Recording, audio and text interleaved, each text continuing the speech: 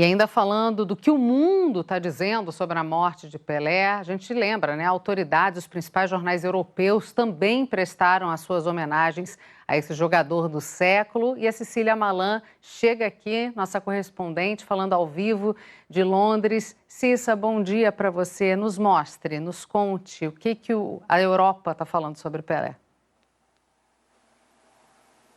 Bom dia, Cecília. Bom dia a todos. Morre a lenda brasileira, o maior brasileiro. Esse é o tom na imprensa europeia. São raras as despedidas que geram tanta emoção e dominam as capas das principais publicações do planeta. Elizabeth II, Nelson Mandela, Muhammad Ali, Michael Jackson, para citar alguns. E agora, nosso rei Pelé. Eu trouxe aqui alguns jornais para vocês sentirem como a comoção é mesmo mundial. O melhor, diz o Daily Mirror. Simples assim. O Guardian também faz sua reverência ao jogador que presenteou o mundo com seu talento. A rede BBC destacou os mais de 1.200 gols de Pelé durante 21 anos de carreira e sua nomeação como jogador do século da FIFA no ano 2000. O jornal francês Libération diz que o Brasil chora seu maior embaixador e chama Pelé de ícone universal do futebol. O presidente Emmanuel Macron resumiu o essencial numa rede social: o jogo, o rei, a eternidade. E o jogador Kylian Mbappé, que fez 3 gols na final da última Copa, publicou uma foto com Pelé e disse: o rei do futebol nos deixou, mas seu legado nunca será esquecido.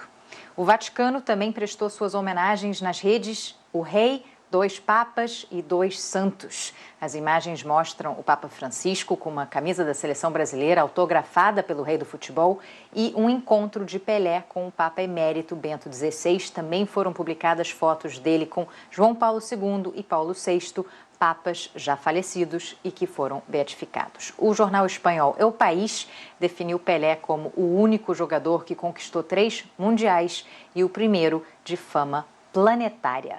E lembrou especialmente do gol de cabeça que abriu o placar na final do Mundial de 1970 contra a Itália. O jornal diz que aquele momento se cristalizou na memória coletiva como a expressão máxima de um futebol bonito, eficaz e irreverente. Uma inspiração para tantos milhões, Cecília.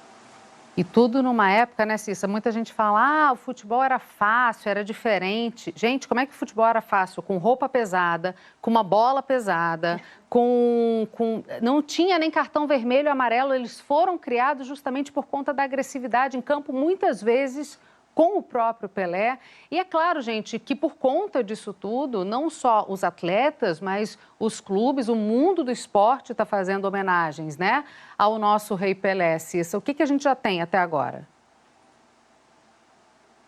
Que merece demais, né?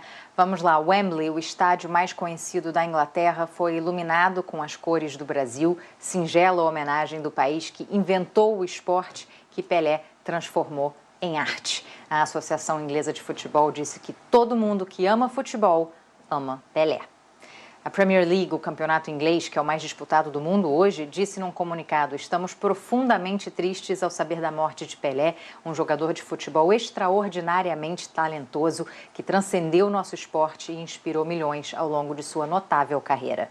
A UEFA, União das Federações Europeias de Futebol, também se manifestou. Lamentamos profundamente a perda de Pelé, um dos maiores jogadores de futebol de todos os tempos. Ele desempenhou um papel pioneiro na ascensão do futebol para se tornar o esporte mais popular do mundo. Descanse em paz. E o presidente da FIFA, Gianni Infantino, escreveu: para todos que amam o belo jogo, chegou o dia que nunca queríamos que chegasse, o dia em que perdemos Pelé.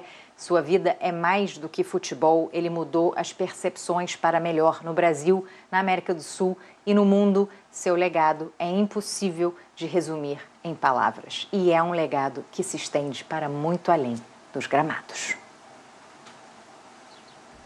O mundo inteiro, mas eu sou brasileiro, brasileiro de Minas Gerais, da cidade de Três Corações. De mineiro bom que comprava bonde, mas não compra mais. O menino que deixou Três Corações não só se transformou no brasileiro mais famoso de todos os tempos. Deixa de onda. Como também numa das maiores personalidades da história, um legítimo astro pop. E justamente o pai da pop art, Andy Warhol, se encantou por Pelé. Ele disse: Pelé é um dos poucos que contradizem minha teoria. Em vez de 15 minutos de fama, ele terá 15 séculos. O Warhol pintava ícones pop, né? Ele pintou a Marilyn, ele pintou o Elvis, e o Pelé está nessa categoria de figuras icônicas da cultura pop mundial. É impossível você fazer uma lista de ícones da cultura pop no mundo e não colocar o Pelé.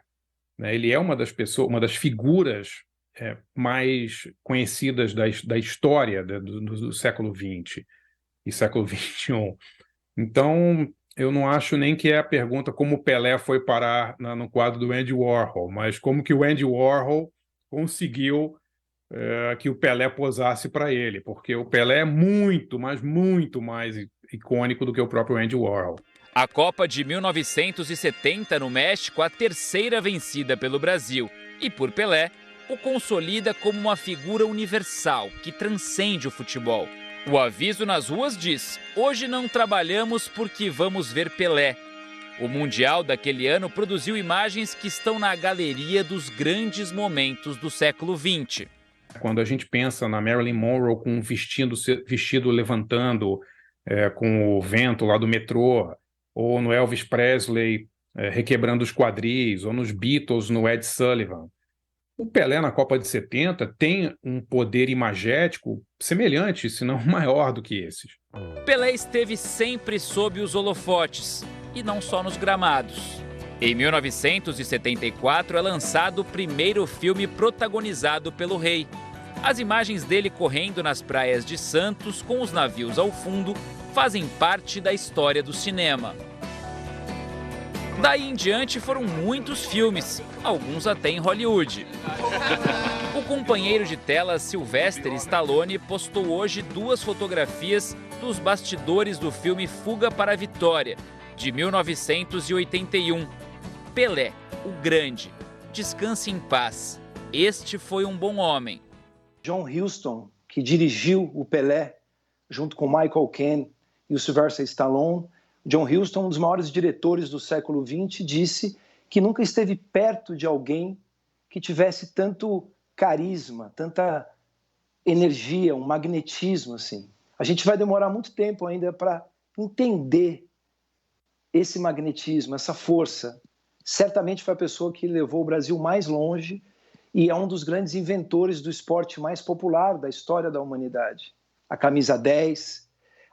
Quem é o maior de todos os tempos? Ele inventou a ideia de existir alguém que possa ser o maior de todos os tempos. Nos Trapalhões foram tantas participações que o próprio Pelé brincava ser o 5º integrante do grupo humorístico. Desde criança, que eu queria ser jogador de futebol. O mundo ficou pequeno para Pelé. Com Bill Clinton fez embaixadinhas. Com Ronald Reagan também. Com a Rainha Elizabeth II foi um encontro mais casual. Para o Comitê Olímpico Internacional, foi eleito o atleta do século, mesmo sem nunca ter disputado uma Olimpíada. O personagem cresceu tanto que foi parar até nas HQs de Maurício de Souza. Nem das novelas Pelé escapou. Cara, não é brinquedo, não! Tudo que envolve o nome Pelé é em grande escala. O rei teve 17 passaportes e visitou 72 países, sendo que em 66 deles disputou partidas e em 54 fez aquilo que mais sabia: gols. O rei ainda teve tempo de ser garoto propaganda de diversas campanhas e produtos. Mas eu consegui tudo aqui dentro do campo. E fazer também o que mais gostava, além de gols, é claro. Foi na música que rolou o Encontro dos Reis. Pelé é uma figura universal conhecida no mundo inteiro. Teve uma época que acho que a marca mais valiosa no mundo era o nome Pelé. Quando o Pelé jogava futebol, as pessoas eram segregadas nos Estados Unidos. E o Pelé conseguiu uma projeção mundial numa época que era muito difícil, além de ser estrangeiro, né? E foi quem lançou o futebol nos Estados Unidos, com o New York Cosmos. Quer dizer, o Pelé tem uma importância incrível na história da técnica do futebol, na história do futebol e na história dos ícones culturais. Nada é tão icônico e, por que não pop, do que a imagem do soco no ar repetida tantas e tantas vezes. Vida longa ao rei.